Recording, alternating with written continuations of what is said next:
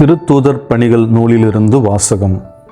அதிகாரம் 3, இறை வசனங்கள் 1 முதல் 10 முடிய. ஒரு நாள் இறைவேண்டல் செய்யும் நேரமாகிய பிற்பகல் 3 மணிக்கு பேதுருவும் யோவானும் கோவிலுக்கு சென்றனர்.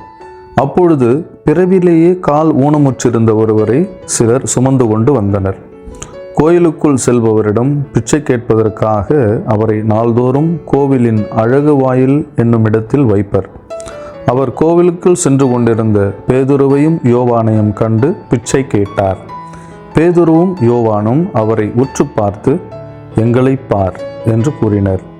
அவர் ஏதாவது கிடைக்கும் என்ற எதிர்பார்ப்புடன் அவர்களை ஆவலுடன் நோக்கினார். பேதுரு அவரிடம், "வெள்ளியும் பொன்னும் எங்களிடம் இல்லை. என்னிடம் உள்ளதை உமக்கு கொடுக்கிறேன்.